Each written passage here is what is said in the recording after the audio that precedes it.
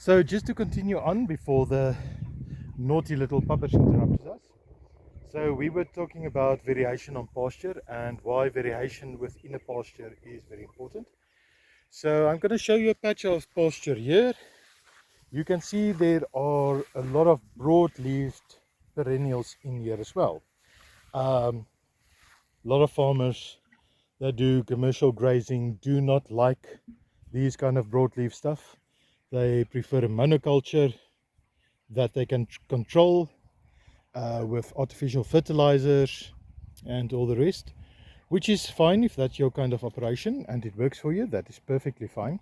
However, for our regenerative agricultural practices that we implement here on the farm, which, like I say, is very strongly based in permaculture, we actually encourage broad-leaved perennials and annuals to actually grow in the pasture as well.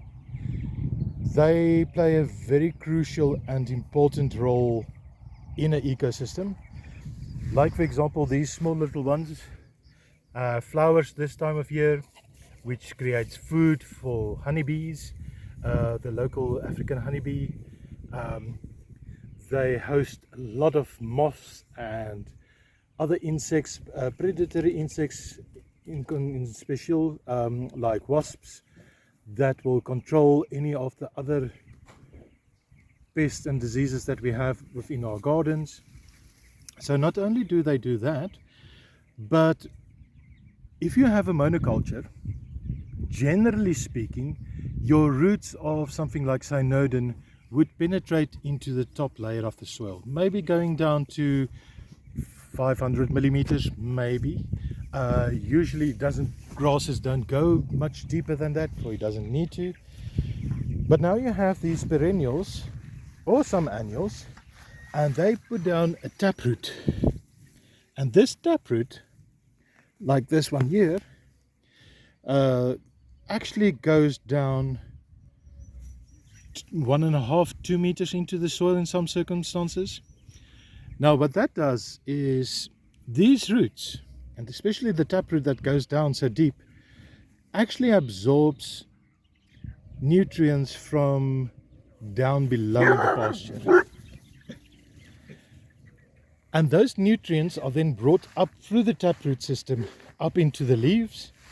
And then of course the chickens come along, they eat the leaves, absorbing those nutrients and elements like magnesium and copper and manganese and cadmium and all these interesting heavy metals and micro elements that all living organisms need within themselves to be able to function normally.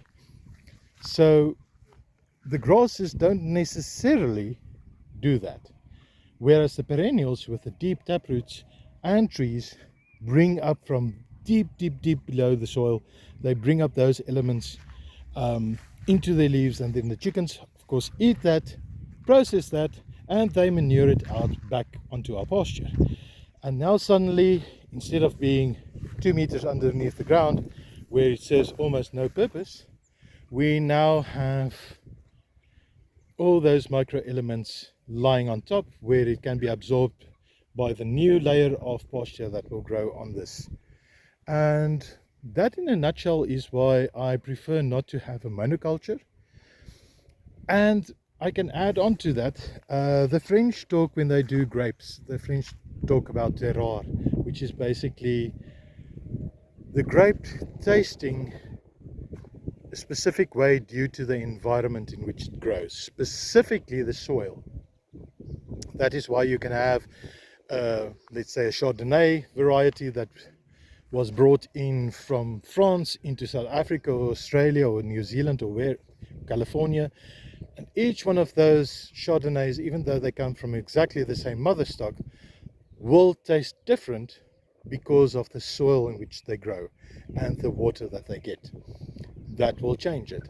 Another example I can give is hydroponics.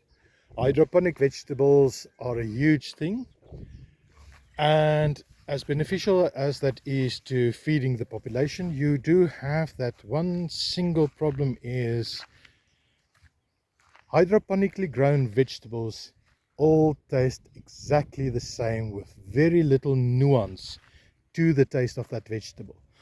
Well, the plain and simple reason is they get a very limited macro and micro mix fertilizer, and they don't have the opportunity to absorb the uniqueness that you find within a unique soil like we have here in this little valley on the Magalies is very unique, and it will give everything that you produce here in a natural organic way, it will give it a unique taste, which can be a good thing or a bad thing depending on where you stand. But that is our main focus here as well. Our goal is not to have chicken that tastes like any other chicken you can buy anywhere else. Neither would any of the fruits or vegetables that we will grow here be that. It has to have that unique flavor to it, that unique taste to it, that unique depth that you get within a culinary experience and that you want within a culinary experience. Now, that's maybe a debate one can have somewhere else as well, but a lot of commercial farmers focus on is to have a certain uniformity within a plant or within a crop or within an animal, and in a certain sense, that certain way, that makes sense economically, because I can go to any of the main supermarkets, and if I find any specific brand of chicken, that chicken will always perform the same within a dish. So if I'm used to making stir fry, my stir fry will always taste exactly the same using the exact same chicken. So in that sense, you do get where there's a consistency within the flavors and stuff, and that is why commercial farming actually follows that kind of principle, is to have that unique, well, actually not unique, but that general flavor of a specific thing that cooks a specific way always. That, however, is not what our permaculture based regenerative farming is about. We want to focus on the uniqueness. We want to have something that where the flavor of the chicken changes from season to season due to the different kind of bugs that they eat, or the different kind of flowers that flower, or the different kind of grasses that are predominant during certain periods of time. The difference between eating fresh green grass compared to eating winterized, frosted, older, harder grass. All those kind of things add that little bit of change and variation within a taste, and that is something that we actually really want to work with and promote.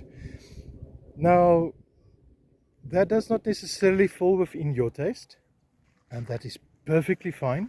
There is no problem with having your own preferences, and this just happened to be ours. So the day is done, the chickens are watered and fed. We're cleaning up. As you can see, the goats are at the wheelbarrow with the feed. They love any kind of feed and will get into anything and everything. Naughty little buggers. But I'm going to put the wheelbarrow away and off to lunch.